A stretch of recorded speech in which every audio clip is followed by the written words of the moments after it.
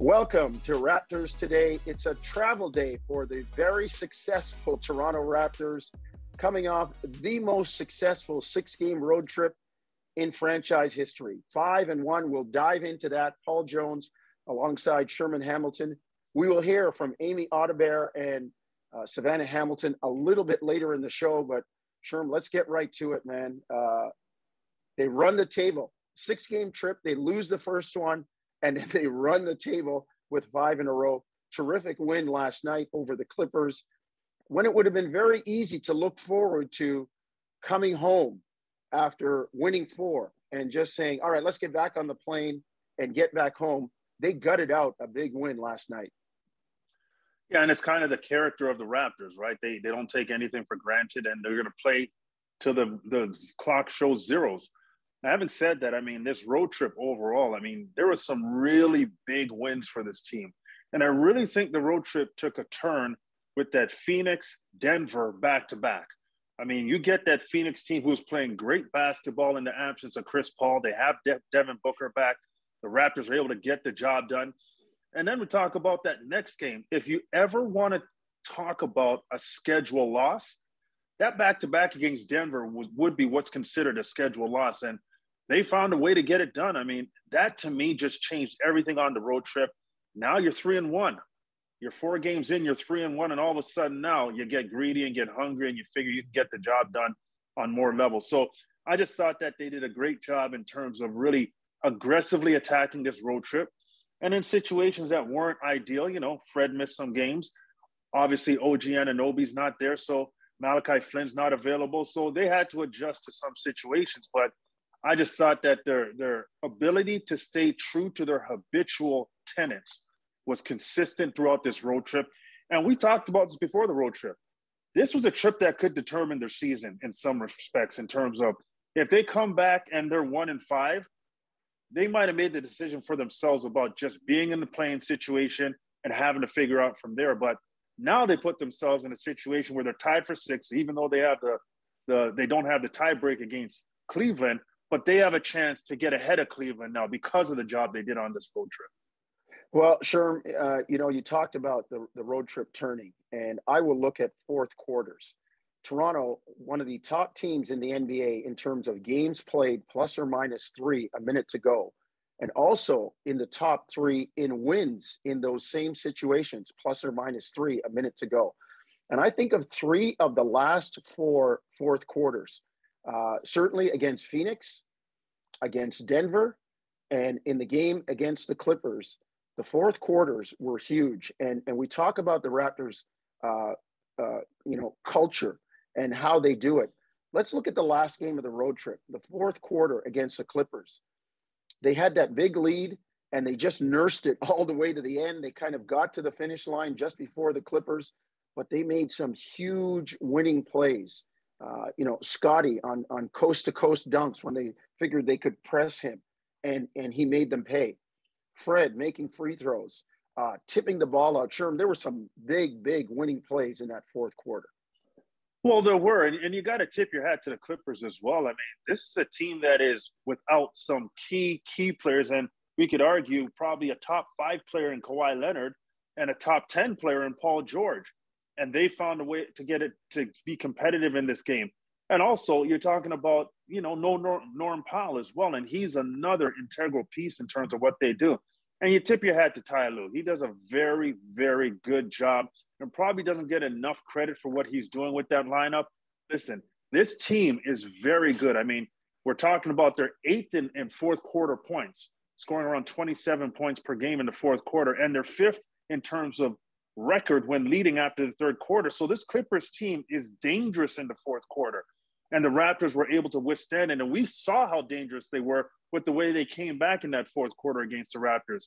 But again, the habits of the Raptors, the consistency, the willingness and the determination to stay with the game plan. Nobody goes rogue and tries to play hero basketball. They stay together. And that's the key. And the Raptors were able to overcome underhanded Clippers team that played extremely well down the stretch on their home floor and actually gave themselves a chance to win that game. Yeah, they sure did. One of the guys leading the charge, Sherm, for Toronto was Pascal Ciaco. Another 30-point night, another big double-double with points and rebounds. And this guy has become so consistent. I mean, he gets his hands on the ball and something is going to happen good for the team. He gets into the paint. He's cooking guys in the lane with the spin, with the short jumpers, backing them up, pulling up. And when the traffic comes to him, he is more than willing to throw it out, and the Raptors rotate that ball and they get a good shot. Pascal Siakam has been lights out on this road trip, and quite frankly, since he's found his groove earlier in this season. Yeah, can we give him the label of unstoppable on this road trip? Because he did what he wanted to do. I mean, we're talking about using his speed. I really like the fact that Pascal has now learned how to change gears. You know, fast players tend to play fast all the time, and that's how they've hurt people before. But when a fast player understands slowing down is important and being able to change gears is important, they become very difficult to deal with. And we saw that with Pascal, especially in that fourth quarter against the Clippers. I mean, Hartenstein, had no chance in terms of trying to defend Pascal with his speed, his explosion of pace that really put Hartenstein in a bad situation. And then we know that spin cycle he puts people in, they are literally out of place when he's scoring the basketball. So Pascal's doing it in so many ways. He's physical when he plays. And to your point, Jonesy, his recognition about when the defense collapses is not only getting it out, it's making the right pass out of that collapse. Yes. And Pascal has become so much more aware. Going into that game against the Clippers on Wednesday, Pascal had been averaging just under 6 assists per game. And like you said, still scoring his 25, 30 points. So he's impacted the game on so many levels. But from a mental perspective, Pascal is on a different level in terms of understanding how to go about executing what he wants to execute on the floor. So the Raptors come home 5-1 on the trip. A great trip. Let's hear from head coach Nick Nurse following the win over the Clippers. Yeah, super proud, I think, of a couple of those guys like Gary. I know he's not feeling good, and I think shows a lot that he went out there to play, right? Didn't have a Gary Trent type game, but still hit 2 big free throws. Still is a big threat out there for spacing, et cetera. Freddie as well, you know, getting out there to play, and he was outstanding tonight, obviously. And you're right. I think we weathered without looking like we were. I don't know.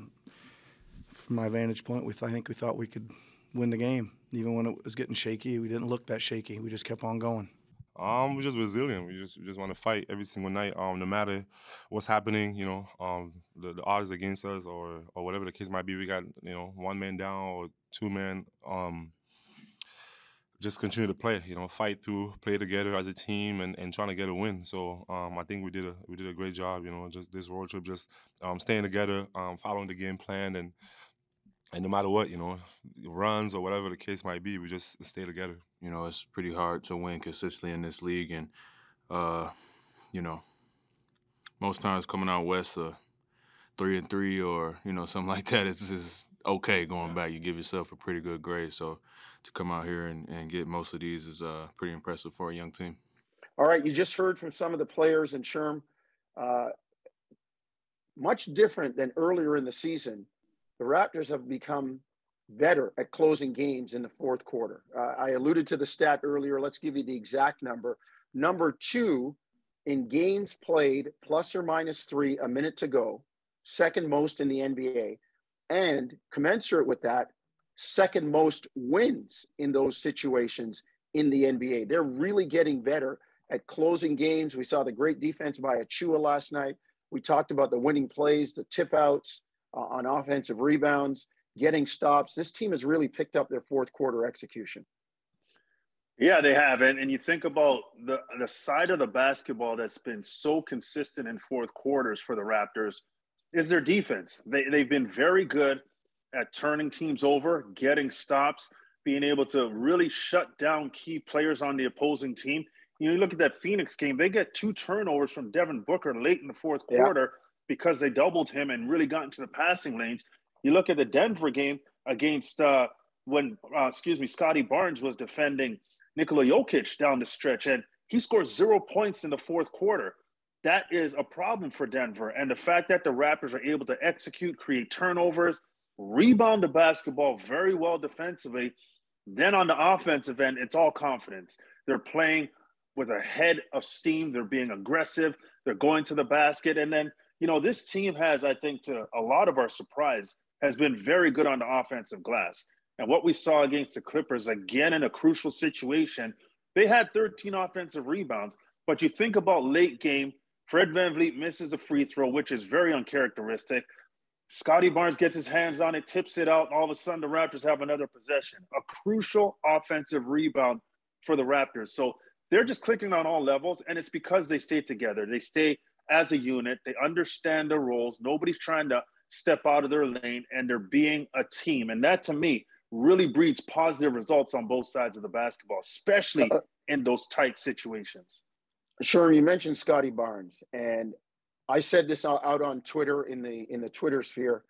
Don't put anybody's name on that Rookie of the Year trophy just yet. And I would say some of our colleagues south of the border, they have Evan Mobley as a front runner, and I don't have a problem with that. But I'm wondering how much they really watch Scotty Barnes wire to wire, because the numbers are very similar, but Scotty's decision making, what he has to do in terms of initiating the offense, who he has to guard defensively, the kid's just rounding out into form. He may not win the Rookie of the Year. He's certainly going to be first team all rookie, but this kid is going to be a monster for years to come. Yeah, no question about it. And we always know this, Jonesy. They always look at, I feel, the bigger player with the skill set of a guard. And Evan Mobley, he's a fantastic basketball player. But Scotty Barnes, I don't know if you can say he's very far behind. He might be really on his heels in terms of that Rookie of the Year award. But to your point, you really have to watch Scotty to understand how good he is. Yes. And especially the time of the game that he decides to really impose his will on both sides of the basketball. It's dominant. It's not just he's a good player. He dominates when he defends at a high level because he can rebound, he can block shots. He can simply just defend you with the ball in your hands. He can stay in front of you, use his length, make it difficult for you. And then we've seen it multiple times over this road trip. There comes a time in the game where Scotty says, I'm just going to take over offensively. He gets down low, he bangs, he shoots over the smaller players. We saw in that Lakers game, he had Malik Monk defending him. He just jump hooked him to death. They said, all right, LeBron, bigger, stronger, you go guard him. He gets him on the perimeter, attacks, gets to his spot, elevates over. LeBron, nothing but net. The understanding of how to operate on many levels, because he has such a wide skill set, is really impressive. But it's the calmness. It's the understanding of how to attack under pressure and how to be successful as a teammate defensively in the crunch. All these elements for a rookie is really, really unfounded. And seeing him do that night after night after night, to me, just makes you think, what does Scotty Barnes look like in year 3, in year 4, Yes. in year 5, when he finally really starts to understand the NBA game? His future is so bright. Well, and they'll refine those skills too. We know that, Sherm. He'll be a better shooter. He'll be a better three-point shooter. He'll just see more things. His experience will help him grow. And Sherm, the Raptors, as we record this, 13 games from the end of the season. And this road trip has kind of been a microcosm of a game. Just when you think you're out of it, you come roaring back. And somebody's ready to bury you, you come roaring back. They lose to Cleveland on the first game of the trip. Well, they've given up the tiebreaker. They probably aren't going to catch him for 6. And here we are recording right now, and they're tied with Cleveland. They will see Cleveland. They will see Chicago. They will see Philadelphia. They will see teams in front of them. This could be, and you want to be playing well the last 10, 15 games going into the playoffs. This is a really important stretch, Sherm, and a chance for the Raptors to make some noise coming home before we actually start the second season. It's a huge stretch for the Raptors. And because they took care of the road the way they did, now the implications of going on this next stretch of games really become very different than if they came off of this road trip 2-4, 1-5, even 3-3. It's a bit different. But the fact that they go 5-1, now you look at the next 5 games or so, they've got leapfrog ability in terms of the teams that they're playing and the ability to really gain ground. So I just think that they put themselves in position by the way they performed on the road trip. And it really speaks to a team that understands that it's really a game-by-game process. You don't look down the road. You deal with what's in front of you. And when you pick your head up, you look at where everything shakes out and you put yourself in position to be successful. This is a time of year, Jonesy, and you know this, where you can't look around and wait for teams to help you better yourself down the stretch. You've got to take care of business. You've got to handle your business and let teams what they do, but just know that you're taking care of your end. And that, to me, is a key factor in the Raptors right now. And going into this next stretch of games, I expect the same mentality we saw on the road trip. Well, it's that Raptors culture I keep talking about, a way of doing things with expectations. The way they do things, hard, with effort, together. And the expectation is that they're going to win. Let's go to Savanna Hamilton to talk about a win for Raptors 905 over the Fort Wayne Mad Ants. Thanks, Jonesy. Now alongside me, I had to bring in Jevohn Shepherd to help me break down the game. Now the Raptors 905, they just won against the Fort Wayne Mad Ants, 131-106. I had to double check the score because it was a crazy game. Jevohn, what stood out to you in the first quarter? Well, in the first quarter, 905 started off a little slow, but again, a concerted effort from the group, got everybody turned up. You had Reggie Perry out there, and I liked what I seen from him today because he was hitting threes, right? 4 for 8 from the three-point line, aggressive. You know when he gets down low, he's going to give you a double-double, but he was adjusting to how teams were playing him. Then you had Ashton Hagins, 15 assists on the night, out there distributing, having fun. What he does brings that energy, and it's invigorating for his team. And then a number of guys, Isaac Bonga, right? I think we also seen him facilitating in the open court, had a couple no looks. I don't know who did it better, him or Nikola Jokic, but he was out there playing. And I think that's the important thing with this team, and what makes them so good is that they're versatile, and a number of guys step up. You really don't know how to scout them because guys can score, they defend, and they put it together. Absolutely, and you mentioned, I think Nikola Jokic might have something to say about that, but Ashton Hagins did have a really great game. There was also 18 lead changes, primarily happening in that first quarter. Of course, a little bit in the second as well, but they really pulled away at the halftime. Now, Ashton Hagins, he did have his career high of 15 assists tonight, which was great to see, of course. You mentioned Isaac Bonga. He was just shy of a triple-double, which would have been the team's first triple-double all season long. So I thought that was pretty impressive as well. But do you have any final thoughts in terms of this Raptors 905 squad? Because they only have 5 games left in the season. I think the important thing is, like you mentioned, 5 games left in the season. You want to take care of your own destiny, right? Control what you can control. You want to be peaking at the right time. You want to be healthy. You want to be playing the most cohesive basketball down the stretch. They've been playing well. Got to continue that and roll that into the playoff play. Absolutely. Thank you so much, Jevohn. You can get lost now. Back to you guys. We all have our heroes and role models and people we look up to. Savanna Hamilton produced this great feature on Cadence Marte and her role model, how she looked up to Kia Nurse. My name is Cadence Marte. I currently attend Southwest Academy. I play the guard position, and I'm in the class of 2023. I feel like basketball's in my blood. I'm a basketball family, both on my mom's side and my dad's side. So anytime I'm around, there's always basketball playing on the TV, always people talking about basketball. In grade 4, I played up a year for the Brampton Warriors, and I kept playing with them up until grade 8, just before high school. And with that grade 8 team, we were undefeated. We were chosen for the Junior NBA after we won the OBLX championship, so we got our ticket to Florida, went over there and did some work. We went undefeated all the way up until the finals. I was recognized for my skills and for my leadership on the court. I was also selected as an alternate for Team Canada for U16, and I also played in the summer for my AAU team last year, U16 Kia Nurse. From young, especially just being on the playgrounds playing ball every day, you have a lot of people saying like, she can't do this, she can't do that just because you're a girl. They think that, nah, you should just sit on the sidelines or you should go play on the small hoops. But I just like to go out there and prove them wrong. Like, just because I'm a girl doesn't mean anything. Like, it doesn't really matter where you're from, what you look like, your ethnicity, none of that. What inspires me is my family. I got my mom, my sister, my brother, my dad. He's a girl dad, so he's always there for me, driving me early mornings to practice every day. But also I think it's something that comes from within. Like, I wanna make myself proud because I have big dreams. Kia Nurse inspires me and my teammates to be great. She lets you know that you can do this. Like, there's a path and road for you to make it big one day. The biggest thing that I think I take from her game is just her fight and her passion. Like every day she goes out there and it looks like she's playing like it's her last game. And I feel like that's what I try to emulate most, just to be a good teammate, a good player, and give my best, give my all every single day. If we celebrate one another, especially women in sports, then we can just keep uplifting and moving forward as a society, just get better in that way. I just want to do that little girl that had those big dreams proud, you know? Next up for the Toronto Raptors, the LA Lakers coming in here having not won a road game since January 25th, and the Raptors just recently spanking them on Monday night. Amy Audibert has more on the Raptors-Lakers matchup. Let's get back and talk about those Lakers again. And with them, of course, it always starts with LeBron James.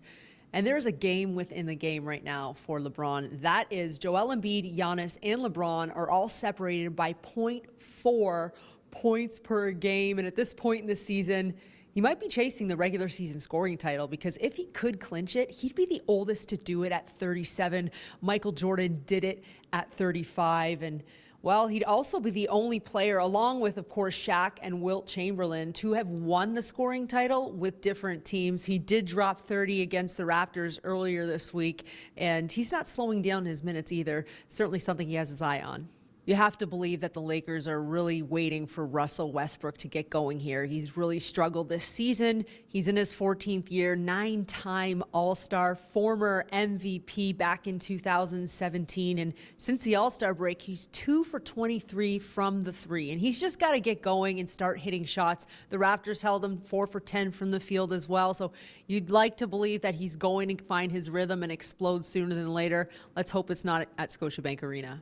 With 13 regular season games remaining for the Lakers, they're sitting at 29-40, but holding on to that number 9 seed, which means they'd be a play-in team. And if you've got guys, of course, like LeBron, like Russell, Anthony Davis might be coming back, Dwight Howard, I wouldn't want to see them in a play-in game. These are guys that are competitors. Each of those can take over ball games, and they have to believe that all they've got to do is reach the postseason to give themselves a chance. Still don't want to see LA in that play-in game. All right, thanks, Amy. And you can see that game, 7:30. Pregame starts at 7 on Sportsnet, and hear it on TSN 1050. That's it for us here at Raptors Today. For the talented people on the other side of the camera that you don't see, Jake and Garth, as well as Sherman Hamilton, Savanna Hamilton, and Amy Audibert, I'm Paul Jones saying thank you for watching Raptors Today.